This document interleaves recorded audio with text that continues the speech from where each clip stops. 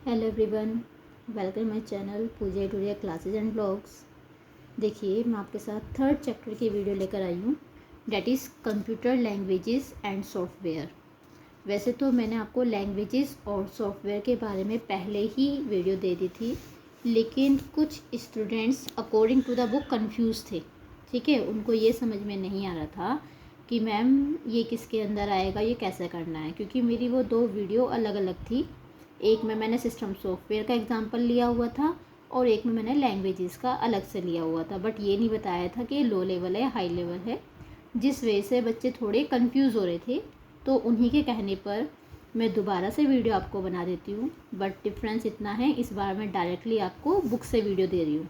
ठीक है, वो मैंने अपने साइड से दी थी, हालांकि थे बुक में से ही, बट अपने साइड से बनाकर कुछ पॉइंट्स दिए थे। अब क्योंकि दोबारा मेरे को बनानी है तो डायरेक्टली मैं बुक से आपको समझा रही हूँ और आपको इसमें बेनिफिट हो जाएगा और थोड़ा जल्दी कवर अप हो जाएगा। देखिए, बात करें अगर हम कंप्यूटर लैंग्वेजेस की कि कंप्यूटर लैंग्वेज होता क्या है, तो बेसिकली जैसे हम लैंग्वेज यूज़ करते हैं, हम हिंदी इंग्लिश अपनी लैंग्वेज यूज़ करते हैं, बट कंप्यूटर क्या है, एक मशीन है जिसको प्रॉपर इंस्ट्रक्शंस चाहिए किसी भी टास्क को पूरा करने के लिए। मीन्स अगर उससे आपको काम कराना है तो उसे किसी ना किसी लैंग्वेज की रिक्वायरमेंट होती है, जिसे हम कहते हैं कंप्यूटर लैंग्वेज। जो कंप्यूटर समझे डैट इज़ कंप्यूटर लैंग्वेज। और आप जानते हो कंप्यूटर आपकी सिर्फ मशीन लेवल समझता है, डैट मीन्स 0 और 1। क्यों?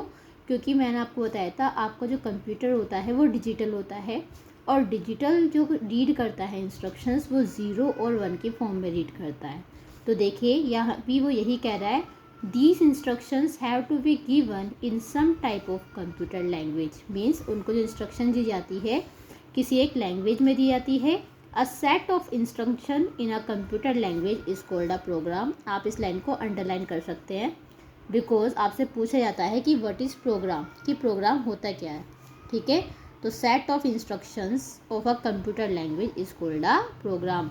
जो हमारा इंस्ट्रक्शंस का जो सेट होता है कंप्यूटर लैंग्वेज के अंदर, उससे मिलकर हमारा प्रोग्राम बनता है। By now you aware digital computer understand only 0 और 1, और पहले ही बता चुकी हूँ, दो ही वैल्यू ये समझता है। अब बात करें कंप्यूटर लैंग्वेज कितने पार्ट में डिवाइडेड है, तो बेसिकली बेटा ये आपके देखिए, ये स्ट्रक्चर देखिए आप, जब आपकी कंप्यूटर लैंग्वेज होती है, ठीक है, ये आपके 2 पार्ट में डिवाइडेड है, लो लेवल लैंग्वेज और हाई लेवल लैंग्वेज। ठीक, लो लेवल को फर्दर डिवाइड किया हुआ है मशीन लेवल लैंग्वेज और असेंबली लैंग्वेज। और आपको याद होगा जब मैंने प्रोग्रामिंग लैंग्वेज की वीडियो बनाई थी तो सिर्फ इतना सा अंतर था कि मैंने लो लेवल नहीं लिखा था, मैंने क्या लिखा हुआ था, machine level language, assembly language और हाई लेवल लैंग्वेज। ठीक है, जिस वजह से आप लोग कंफ्यूज हुए। तो जो लो लेवल लैंग्वेज के अंदर सिंपली कौन कौन सी आती हैं आपकी, मशीन लैंग्वेज और असेंबली लैंग्वेज। अब बात करते हैं मशीन लैंग्वेज की। जैसे कि आप सभी मेरी पहली वीडियो देख चुके हैं कि मशीन लैंग्वेज होता क्या है। देखो, ये आती सब लो लेवल के अंदर है। मशीन अभी बताया था क्या रीड करेगा वो, machine language set of instruction return of pattern of bits.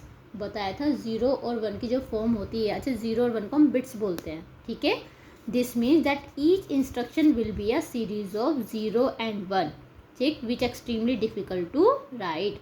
देखिए बेटा, 0 और 1 की फॉर्म में लिखना, ठीक है, कंप्यूटर के कोड को या फिर उसके पैटर्न को, वो बड़ा टिपिकल होता है। लेकिन मशीन लैंग्वेज है वो आपकी 0 और 1 की फॉर्म ही समझता है। This is considered as the most primitive computer language, इसको बोला जाता है। It is executed directly by the CPU of your computer. ये किसके थ्रू समझी जाती है, CPU जो होता है आपके कंप्यूटर के through.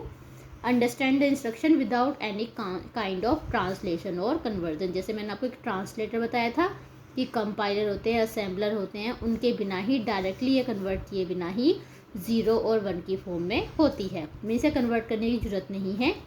The use of machine code is very cumbersome, ठीक है, बहुत टिपिकल होता है। Since the internal architecture of the computer will different from each other, the machine language for each type will also भी different. Means depend करता है उसके architecture पर, CPU के। आपने CPU का आर्किटेक्चर किस तरीके का बनाया, उसी के अकॉर्डिंग इसके कोड भी क्या होते हैं, डिफरेंट होते हैं। That's why programming was limited, सिर्फ लिमिटेड होती है। और इसको कौन कर सकता है, इंजीनियर्स, मैथमेटिशियन और साइंटिस्ट, ठीक है। ड्यूरिंग अर्लियर टाइम से ही, मतलब पहले ही टाइम से ही इनकी कोड सीखे जाते हैं बेटा, ठीक है। और 0 और 1 के जो कोड हैं ये सीखे जाने के बाद ही आपका कंप्यूटर तैयार होता है, जो आपके हार्डवेयर इंजीनियर कहलाते हैं। अब बात करते हैं असेंबली लैंग्वेज की। असेंबली लैंग्वेज में, इन assembly language is a low level language, ठीक है। असेंबली लैंग्वेज भी आपको किसके अंदर आती है? लो लेवल लैंग्वेज के अंदर आती है फॉर प्रोग्रामिंग कंप्यूटर्स के लिए। Assembly language enables a programmer to use symbolic representation और नेम ऑफ नंबर्स। देखिए आपको याद होगा मैंने वीडियो में मिनीमोनिक्स कोड बताए थे।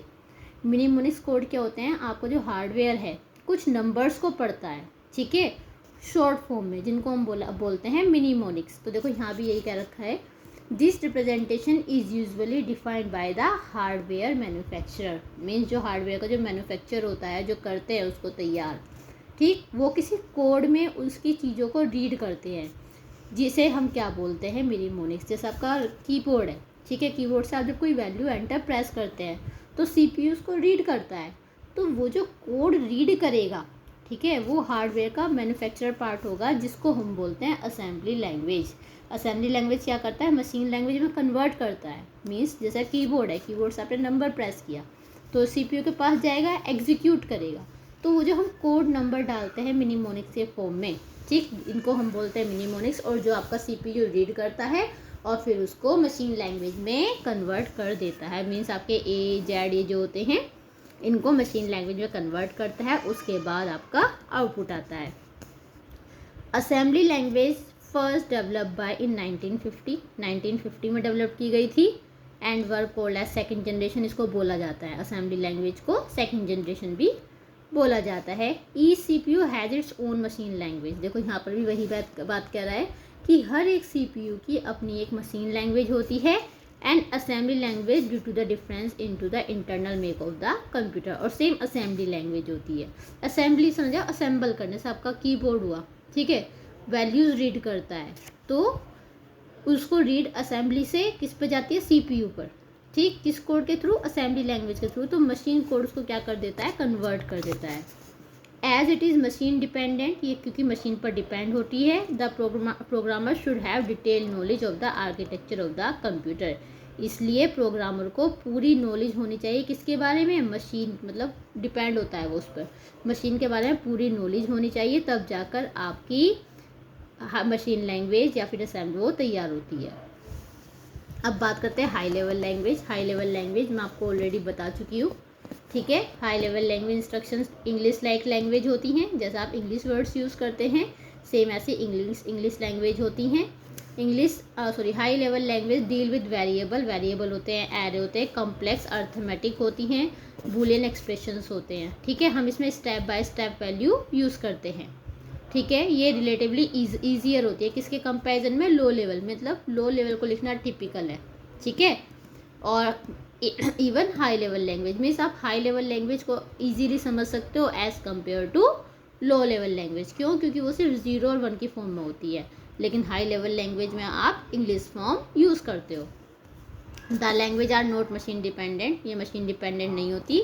सो they are more portable, means एक प्लेटफॉर्म से दूसरे प्लेटफॉर्म पर आप रन करा सकते हो कोई भी लैंग्वेज, ठीक है। जैसे आपने नाम सुना होगा बेसिक, कोबोल, फोर्ट्रान, ये सब हाई लेवल लैंग्वेजेस के एग्जांपल हैं। ये पहले यूज़ होती थी, लेकिन अब कौन कौन सी हैं आपकी? सी, जैसे आपके सिलेबस में ये C++, Java are the example of those HLL means high level languages use होती हैं।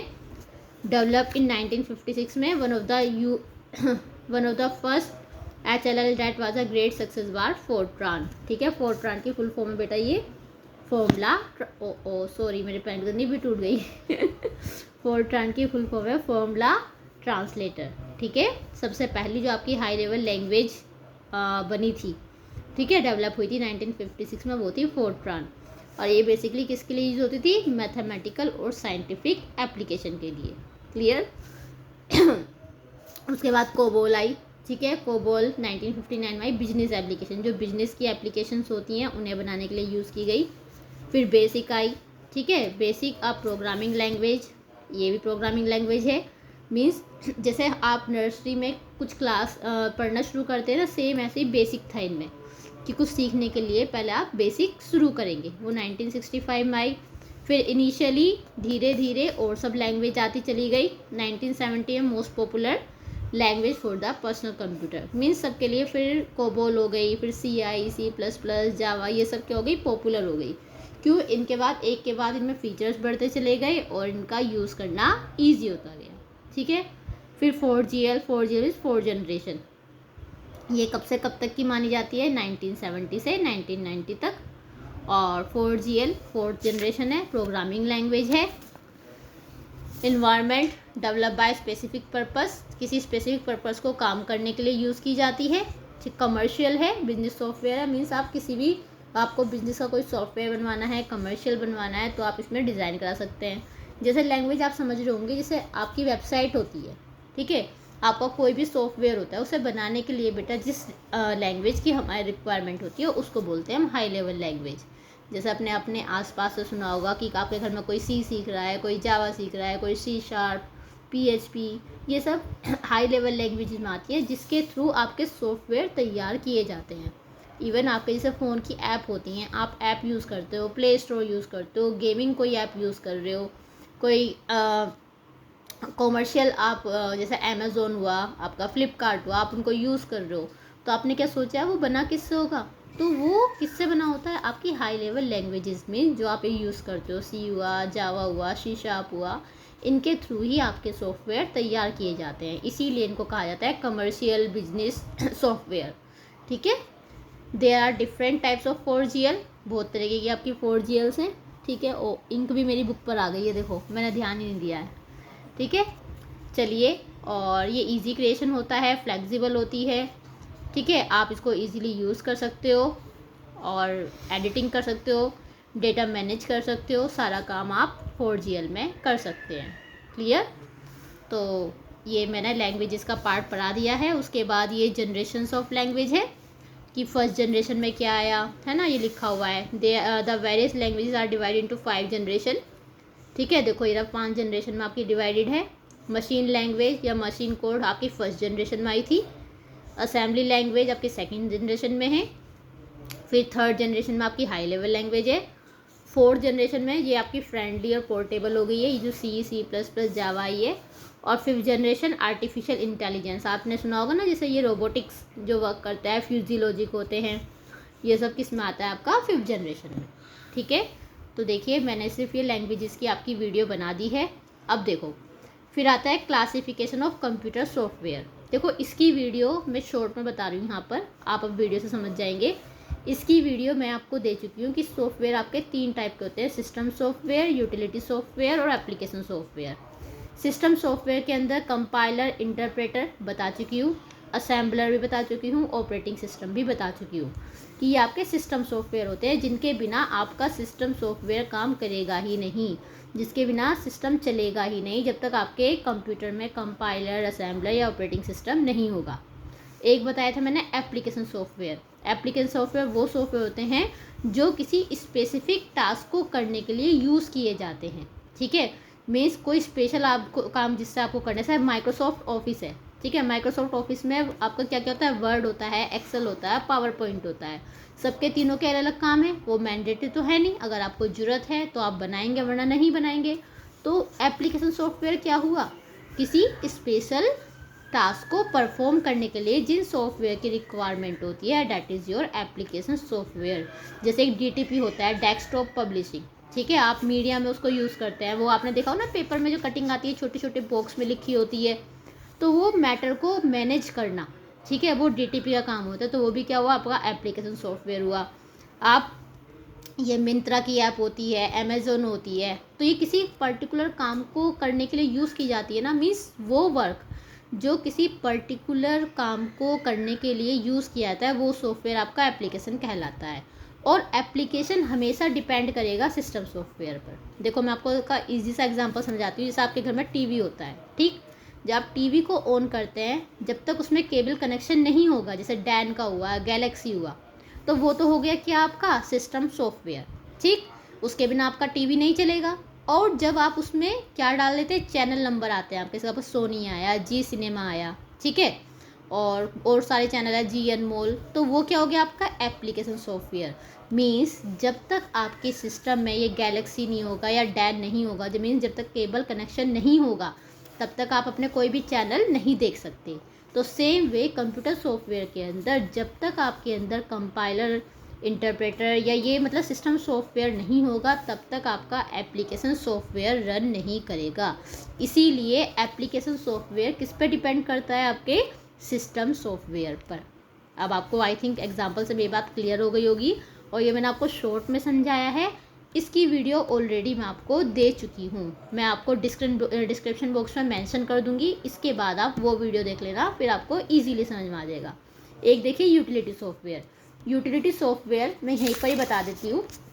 देखिए यूटिलिटी सॉफ्टवेयर में आपका जो बेसिकली बेटा यूटिलिटी सॉफ्टवेयर जो होते हैं, जो आप स्मॉल प्रोग्राम्स होते हैं जो ऑपरेटिंग सिस्टम को एक एडिशनल सर्विसेज देते हैं। एडिशनल सर्विसेज का मतलब जैसे आपके सिस्टम में वायरस आ जाता है, ठीक है, वो वायरस क्या करता है, आपके सिस्टम को डैमेज करता है, तो उसको रोकने के लिए आप क्या करते हैं, आपके सिस्टम में एंटीवायरस इंस्टॉल करते हैं। तो आपके कंप्यूटर को सिक्योरिटी प्रोवाइड करा रहा है, एक एडिशनल सर्विसेज दे रहा है। तो वो सॉफ्टवेयर जो आपके सिस्टम को एडिशनल सर्विसेज प्रोवाइड कराते हैं, मैनेज करते हैं आपके सिस्टम को, वो आपके यूटिलिटी सॉफ्टवेयर होते हैं। तो उसके लिए आप क्या डालते हो, वो डाल देते हो अवस, डालते हो एंटीवायरस। इसमें जैसे एक आता है disc management tool, disc cleanup, ये इसी का एग्जांपल है। ये क्या करेगा, जैसे आपकी डिस्क भर गई है, आपने सुना होगा ना C drive, D drive, E drive, तो वो आपको मैसेज देता रहता है कि आपकी जो इनफ स्पेस नहीं है। इवन आपके फ़ोन में भी आता है, आपने कभी देखा होगा, अगर आपकी इंटरनल स्टोरेज मेमोरी कम है, ठीक है, तो वो आपको मैसेजेस देता है। क्या मैसेज देता है कि इनसफिशिएंट स्पेस, कि सफिशिएंट स्पेस नहीं है, उसको खाली कीजिए। तो सेम ऐसी यूटिलिटी सॉफ्टवेयर आपको क्या करता है कंप्यूटर में, जब आपकी ड्राइव्स भरनी शुरू हो जाती हैं, आपके फोल्डर्स या उसमें स्पेस कम हो जाता है, तो वो कहता है कि डिस्क को क्लीन करो। सेम ऐसी डिस्क डिफ्रैगमेंटर होता है, वो क्या करता है, आपके साइज़ को, जैसे मैं आपको एक एग्जांपल दूं, कोई आपका साइज़ बहुत ज़्यादा है आपकी फ़ाइल का या फोल्डर का, ठीक है, आपको मेल करना है, ठीक, तो आप क्या करते हो, उस फाइल का अगर आप चाहते हो कि वो मेल के थ्रू जानी चाहिए, तो आप उसको क्या करते हो, कंप्रेस करते हो फाइल को। कंप्रेस क्या करता है, आपके डेटा को क्या बोलते हैं उसको, कहते हैं ना कि स्पेस तो उतना ही होता है, जिप फाइल जिसको बोलते हैं हम, कि स्पेस तो आपका उतना ही रहेगा, ठीक है, मतलब स्पेस कम हो जाएगा पर आपका मैटर वही रहेगा। तो उसको बाद में जब वो रिसीवर के पास पहुंच जाता है तो वो उसको अनजिप कर लेता है। मीन्स बेसिकली अगर मैं कहूँ, वॉल्यूम आपकी जो है वो अगर आप कम लेना चाहें, ठीक है, उसे सेंड करने के लिए, लेकिन डेटा आपका उतना ही रहे, तो उसके अंदर आता है। उसके अलावा फाइल इंक्रिप्शन, डिक्रिप्शन होता है, एंटीवायरस सॉफ्टवेयर होता है, देखो मैंने बता दिया।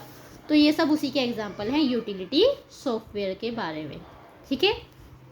और ये चैप्टर आपका छोटा सा था, देखो इसी वीडियो में ख़त्म हो चुका है, सिर्फ मैंने सिस्टम सॉफ्टवेयर की वीडियो पहले ही दे दी है।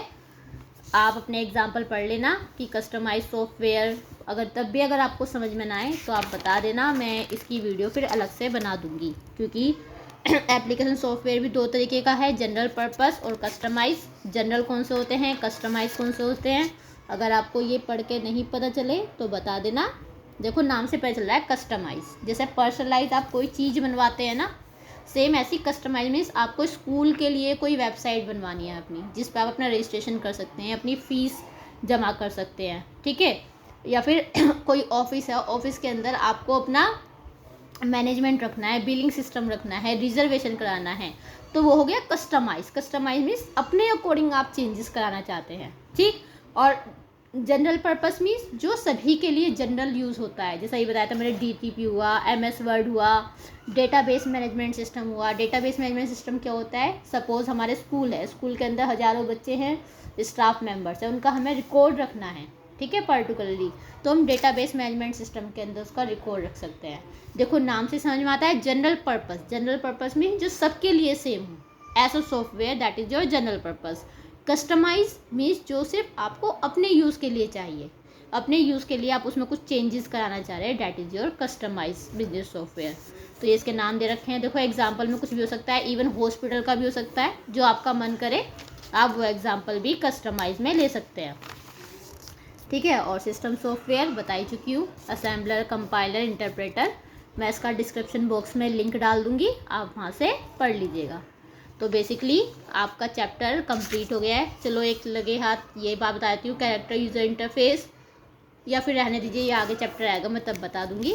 और GUI इंटरफेस, ये आई थिंक मैंने वीडियो में बताया हुआ है।